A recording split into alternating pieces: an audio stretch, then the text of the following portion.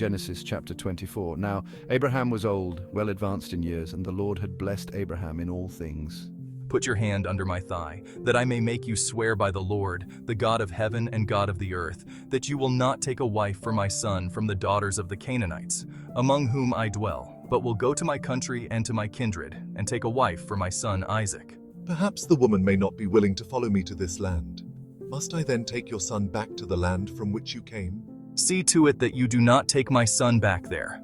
The Lord, the God of heaven, who took me from my father's house and from the land of my kindred, and who spoke to me and swore to me, to your offspring I will give this land. He will send his angel before you, and you shall take a wife for my son from there. But if the woman is not willing to follow you, then you will be free from this oath of mine. Only you must not take my son back there. So the servant put his hand under the thigh of Abraham his master and swore to him concerning this matter.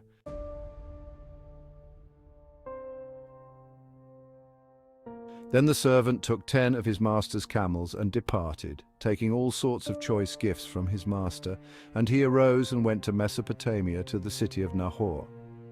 And he made the camels kneel down outside the city by the well of water at the time of evening, the time when women go out to draw water. O Lord, God of my master Abraham, please grant me success today, and show steadfast love to my master Abraham.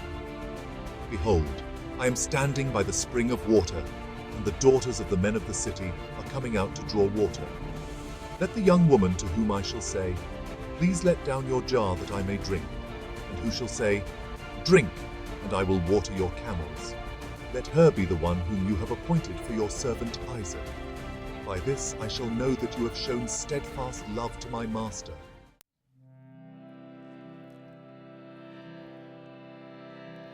Before he had finished speaking, behold, Rebekah, who was born to Bethuel, the son of Milcah, the wife of Nahor, Abraham's brother, came out with her water jar on her shoulder. The young woman was very attractive in appearance, a maiden whom no man had known. She went down to the spring and filled her jar and came up. Then the servant ran to meet her and said, Please give me a little water to drink from your jar. Drink, my lord. And she quickly let down her jar upon her hand and gave him a drink. When she had finished giving him a drink, she said, I will draw water for your camels also until they have finished drinking. So she quickly emptied her jar into the trough and ran again to the well to draw water, and she drew for all his camels. The man gazed at her in silence to learn whether the Lord had prospered his journey or not. When the camels had finished drinking, the man took a gold ring, weighing a half shekel, and 2 bracelets for her arms, weighing 10 gold shekels, and said, Please tell me whose daughter you are. Is there room in your father's house for us to spend the night? I am the daughter of Bethuel the son of Milcah, whom she bore to Nahor. We have plenty of both straw and fodder, and room to spend the night. The man bowed his head and worshipped the Lord and said, Blessed be the Lord, the God of my master Abraham, who has not forsaken his steadfast love and his faithfulness toward my master. As for me, the Lord has led me in the way to the house of my master's kinsman. Then the young woman ran and told her mother's household about these things.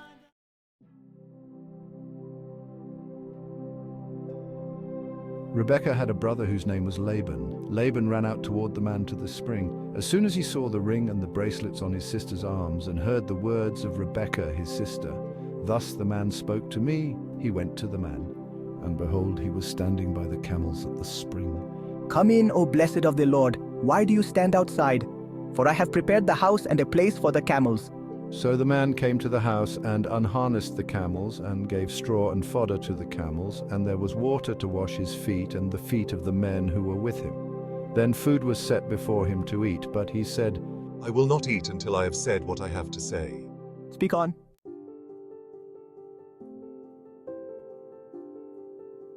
And if they will not give her to you, you will be free from my oath.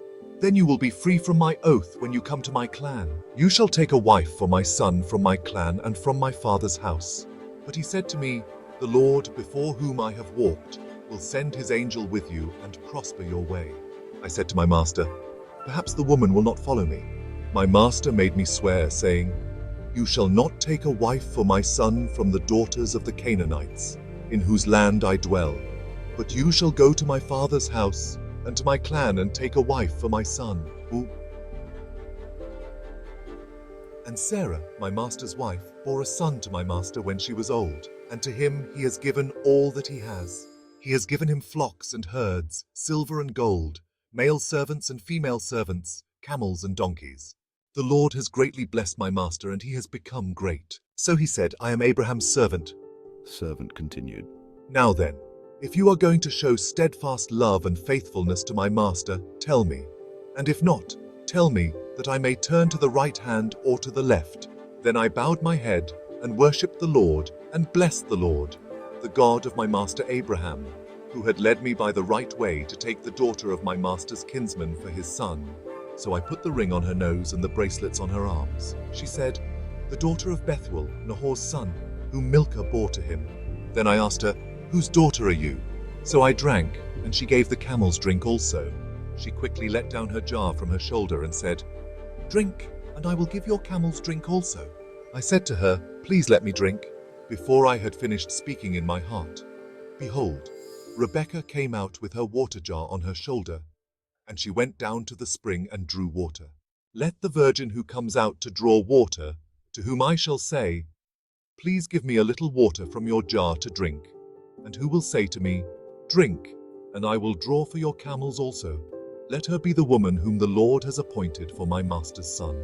I came today to the spring and said, O Lord, the God of my master Abraham, if now you are prospering the way that I go, behold, I am standing by the spring of water.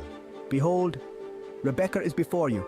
Take her and go, and let her be the wife of your master's son, as the Lord has spoken. Then Laban and Bethuel answered and said, The thing has come from the Lord. We cannot speak to you bad or good. When Abraham's servant heard their words, he bowed himself to the earth before the Lord. When they arose in the morning, he said, Send me away to my master. And he and the men who were with him ate and drank, and they spent the night there. He also gave to her brother and to her mother costly ornaments. And the servant brought out jewelry of silver and of gold, and garments, and gave them to Rebekah. Her brother and her mother said, Let the young woman remain with us a while, at least 10 days. After that she may go. But he said to them, Do not delay me, since the Lord has prospered my way. They said, Let us call the young woman and ask her.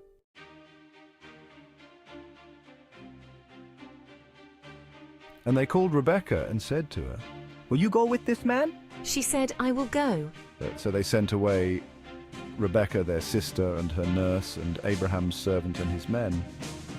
And they blessed Rebekah and said to her, Our sister, may you become thousands of 10,000s, and may your offspring possess the gate of those who hate him. Then Rebekah and her young women arose and rode on the camels and followed the man. Thus the servant took Rebekah and went his way.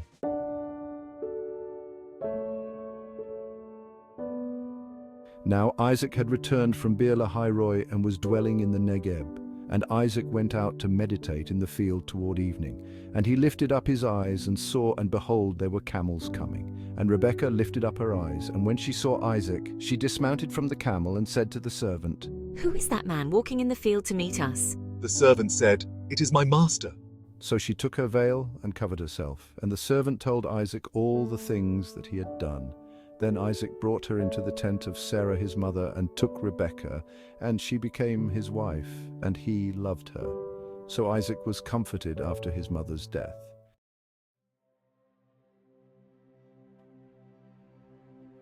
Genesis 25. Abraham took another wife, whose name was Keturah. She bore him Zimran, Jokshan, Medan, Midian, Ishbak, and Shuah. Jokshan fathered Sheba and Dedan. The sons of Dedan were Ashurim, Letushim, and Leumim. The sons of Midian were Ephah, Hanok, Abida, and Eldah. All these were the children of Keturah. Abraham gave all he had to Isaac. But to the sons of his concubines Abraham gave gifts, and while he was still living, he sent them away from his son Isaac, eastward to the east country. These are the days of the years of Abraham's life, 175 years. Abraham breathed his last and died in a good old age, an old man and full of years, and was gathered to his people. Isaac and Ishmael, his sons, buried him in the cave of Machpelah, in the field of Ephron the son of Zohar the Hittite, east of Mamre, the field that Abraham purchased from the Hittites. There Abraham was buried with Sarah his wife. After the death of Abraham, God blessed Isaac his son, and Isaac settled at Beer-lahai-roi.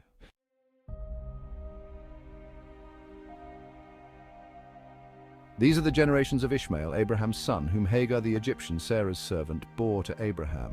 These are the names of the sons of Ishmael, named in the order of their birth: Nebaioth, the firstborn of Ishmael, and Kedar, Adbeel, Mibsam, Mishma, Duma, Massa, Hadad, Tema, Jetur, Naphish, and Kedemah. These are the sons of Ishmael, and these are their names, by their villages and by their encampments, 12 princes according to their tribes. These are the years of the life of Ishmael, 137 years. He breathed his last and died, and was gathered to his people. They settled from Havilah to Shur, which is opposite Egypt in the direction of Assyria. He settled over against all his kinsmen.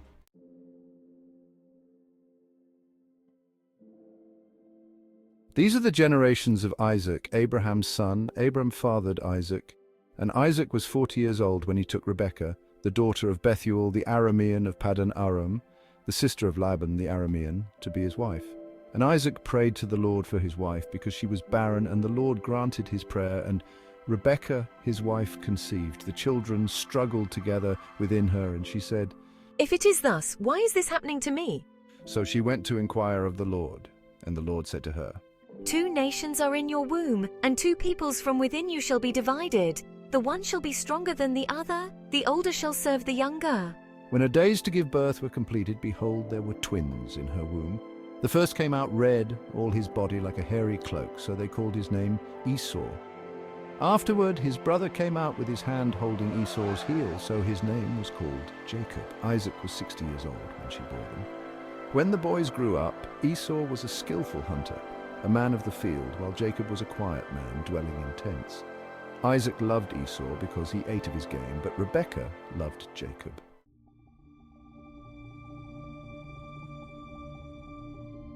Once when Jacob was cooking stew, Esau came in from the field and he was exhausted. And Esau said to Jacob, Let me eat some of that red stew, for I am exhausted. Therefore his name was called Edom. Jacob said, Sell me your birthright now.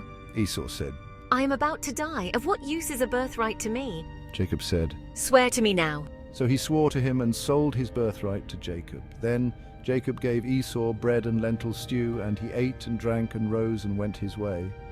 Thus Esau despised his birthright.